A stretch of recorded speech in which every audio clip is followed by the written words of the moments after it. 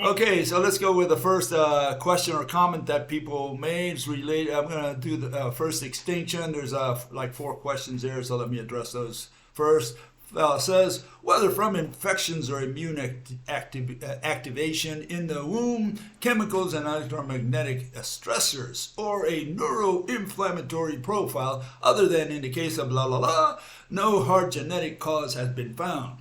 Yeah, a lot of people believe that autism is related to chemical activity and not to what we propose here, and that is that it's got at least something to do, or quite a bit to do, with the fact that we've lost genetic diversity. That's my argument, okay? And people question that, especially people who go against vaccines, who believe that the corporations are poisoning us with a lot of chemicals that they put in the food and things of that nature.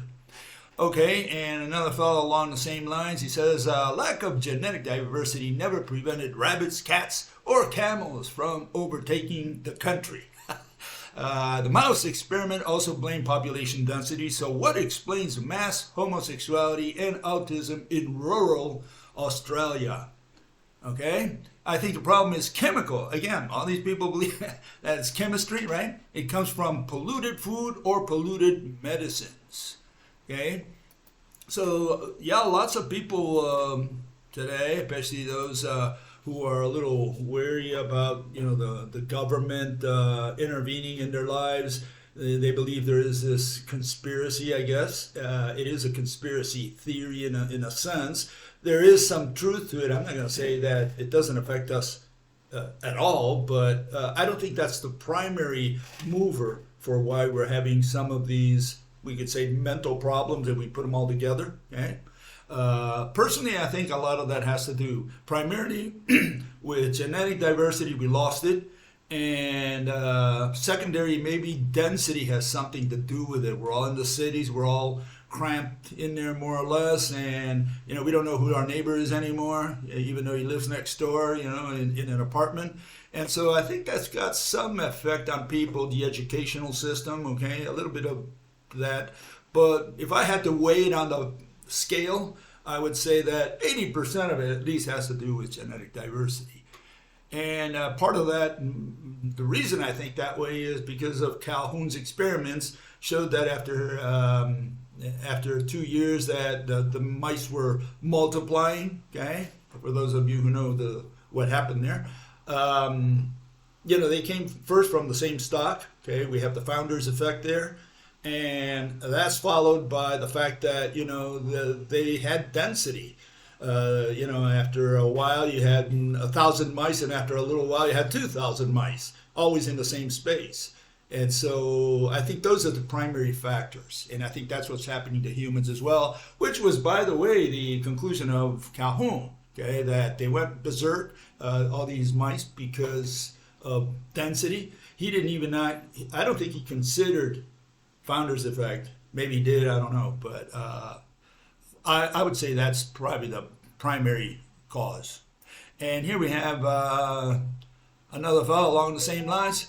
I'm really getting tired of your religion of clones. There's more difference between me and my fellow man than there is between all the dogs, wolves, and coyotes in the world. I think that's not true. Okay, I think he's got his data wrong. I think dogs, wolves, and coyotes are different species.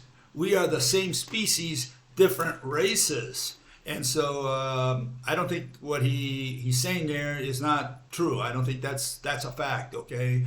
And he says, we are a diverse, huge species cluster, and we certainly aren't having any inbreeding troubles. I'm going to dispute that. Here we have a case of the chimps, okay? Some news from the past, 2012, chimpanzee populations living in relatively close proximity are substantially more different genetically than humans living on different continents. They had like 100 chimps, and they had more genetic diversity than the entire human race. And so I think that's the first bit of data, right? Take it for what you want. And here's another, okay? Oh, on the other side. And here's the other one. Let's see if we can get this up here. These are the couple cases. One is Charles II of Spain, known as El Hechizado, the Bewitched.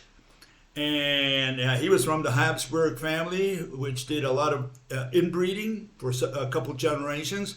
By the time you get to the 1700s, he had mental problems. And then you have the Romanovs. They came all from Queen Victoria, and they also inbred. And by the time Alexei came up in the early 1900s, he had homophilia. In fact, it was said that that's the disease of the kings, of the czars, right? And the Amish are having all kinds of problems, genetic problems of different nature. In fact, some rare genetic diseases because of 350 years of inbreeding. They came all from the same stock, so it's a great experiment, really, in which they all inbred for 300 years, and from like a stock of maybe anywhere between 1,500 to 2,000 people, we have 350,000 Amish today.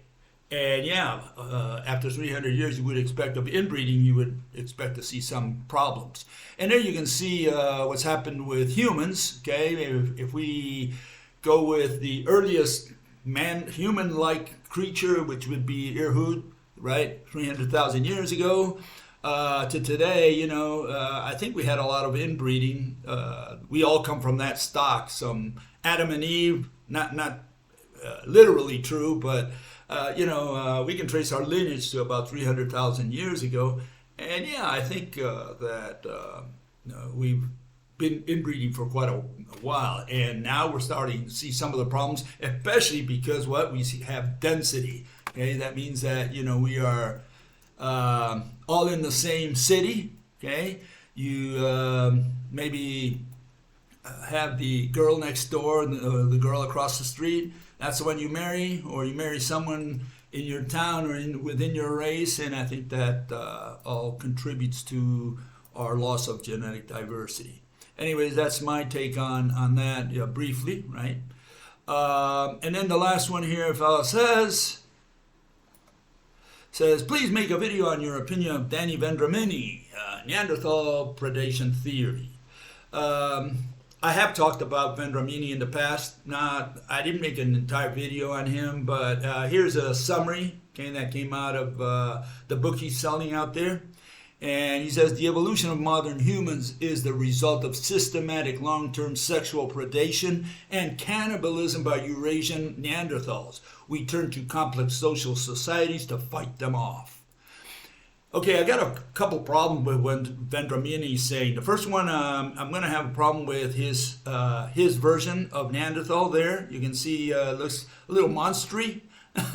He's a little monster. Look at the face. And I think this is a little Hollywood-esque. I would go more with the one Boulet drew in 1909, which was the original notion that we had of Neanderthal. And I think I would prefer any of those anyways to the one in 2015 where the guy is, it's that white guy there. And I think if a girl had to choose, I think of all three of them, she would sleep with the guy on the right, not with any of the other two. And if you make the one on the right, if you make Neanderthals more,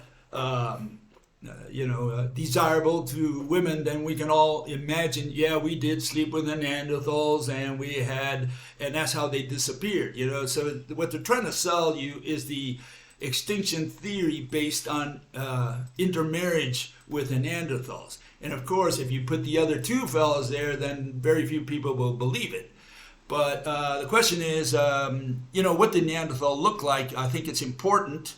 And I would say that Neanderthal was the woolly man. He looked like that guy on the left first. And I think if it were me, I would put more hair on him. This fellow lived in very cold climates. He lived in Europe. At the time, Europe had glaciers that extended way down south.